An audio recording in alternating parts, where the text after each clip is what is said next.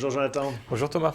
On se retrouve pour parler, alors c'est un thème qui m'a pris un peu par surprise, du pétrole. Je ne m'attendais pas à ce qu'on aborde ce sujet, avec un pétrole qui, vous nous l'annoncez, devrait encore monter. Il faut rappeler peut-être qu'on a déjà fait pas mal de chemin, hein. On a gagné 100% en un an. Oui, effectivement. Alors, si on compare par rapport à il y a un an, effectivement, tout monte, hein. Vous prenez Ouais, n'importe c'est quel vrai. actif, on était pratiquement au plus bas il y a un an. Donc, il faut faire très attention à cet effet loupe, parce qu'on ne voit rien. Sur un an, c'est absolument non significatif. Merci les banques centrales. Merci les banques centrales. Et puis surtout, il y a un an, c'était vraiment le cœur de la crise du Covid sur les marchés financiers. Ils ont rebondi ensuite et ils étaient tombés très très bas. En peu de temps, en un mois, on avait perdu 40% sur les actions, vous vous souvenez?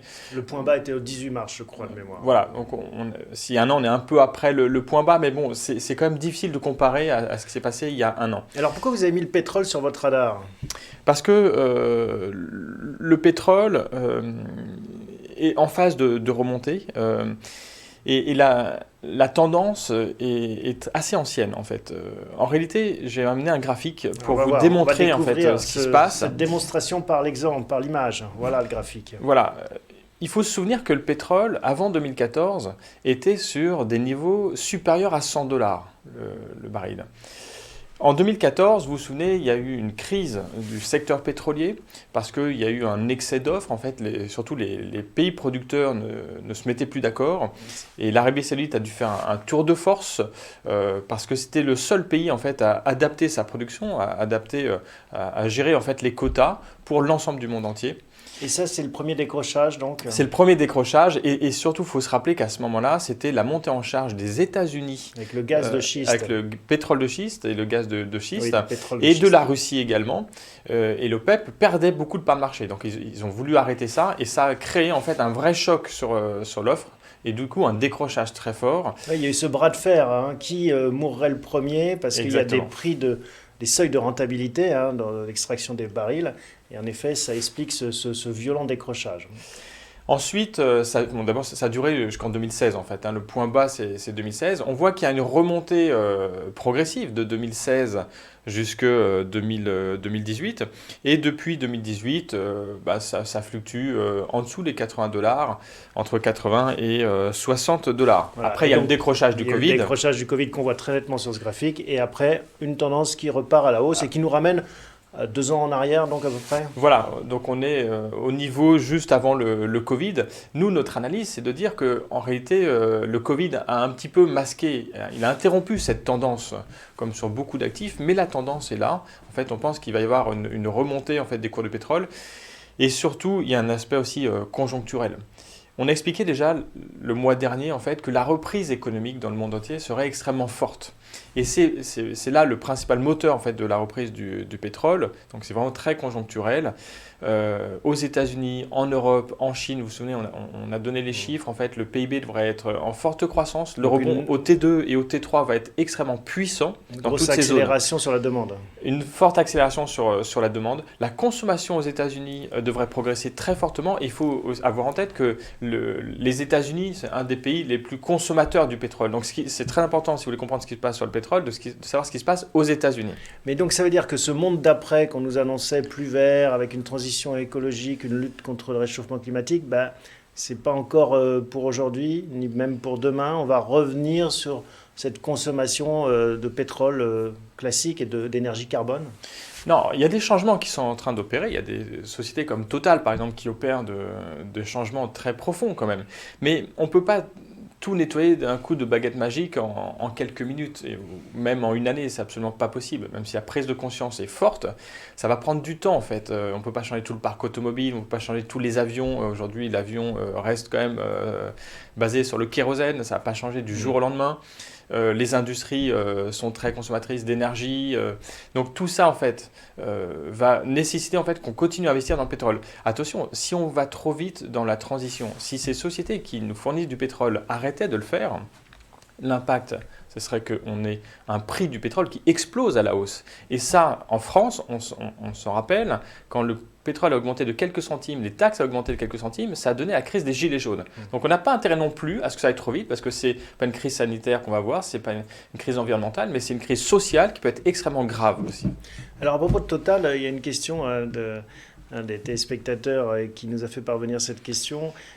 Comment concilier la position de Mescart et l'investissement en actions Total? Alors, je ne sais pas à quoi il fait référence sur la position de Mescart, parce que moi, j'avais vu celle d'Ofi, en fait, qui votait contre certaines résolutions. C'est la même, en fait. Mescart et Ofi ont décidé de voter contre la résolution climat, la résolution dite climat, justement, qui est le plan d'investissement de Total sur le bas carbone.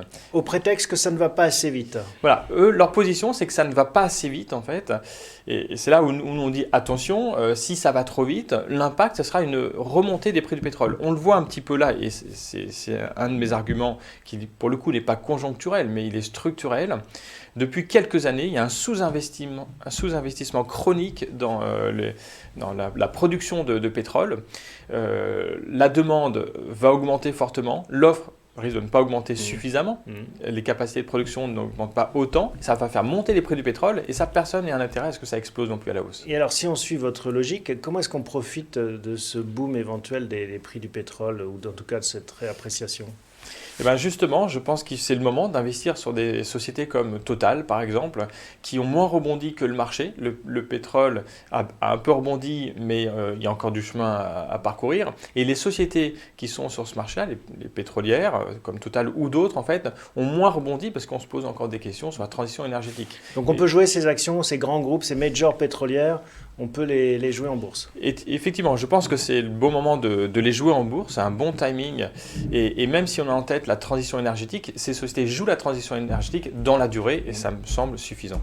D'accord. Est-ce qu'il y a d'autres façons de jouer ça? Est-ce qu'on achète aussi du Brent, par exemple, un ETF sur le Brent? Alors c'est plus difficile de jouer le Brent lui-même, mais effectivement c'est une bonne façon de jouer les énergies en général, le pétrole en particulier, mais je pense que ce que je dis est vrai sur l'ensemble des énergies. Donc tout ce qui est lié à l'énergie devrait en fait rebondir.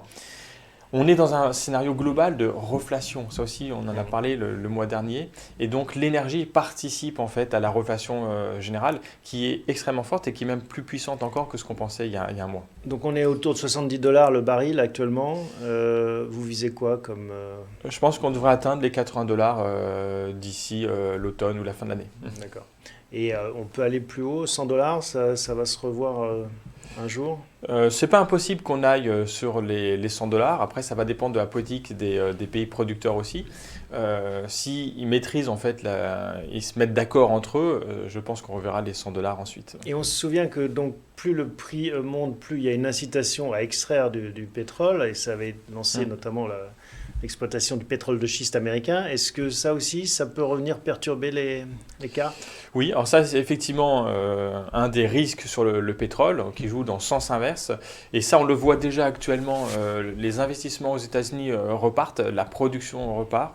Il faut savoir que le prix à partir duquel il est intéressant d'investir pour eux, c'est $50. C'est ce qui aujourd'hui circule. Et donc maintenant, on est au-delà de $50. Donc ça, c'est un vrai risque. Il y a un autre risque qui est un éventuel partenariat entre la Chine et l'Iran. Pour l'instant, l'Iran est en dehors du marché, en tout cas de l'exportation du pétrole, et pourrait bientôt exporter beaucoup de pétrole envers la Chine. Et ça aussi, ça va être... Ça tirerait à la baisse. Ça tirerait à la baisse, toute chose égale par ailleurs, le prix du pétrole. Il faut l'avoir en tête. Parfait. Eh bien, écoutez, une thématique à suivre. Hein, le pétrole, c'est vrai que ça fait longtemps qu'on ne s'intéressait plus au cours de l'or noir, mais avec cette reprise économique et ce dynamisme, en effet, ce serait logique que cette reflation se traduise aussi dans les prix du baril. Et c'est intéressant d'être contrariant en fait quand tout le monde a les yeux rivés ailleurs sur les marchés. C'est là où c'est comme ça qu'on peut faire des bonnes affaires. On peut faire des bonnes affaires. Eh bien, merci pour cette analyse, Jonathan. On se retrouve le mois prochain pour un nouveau point sur les marchés financiers. Avec plaisir.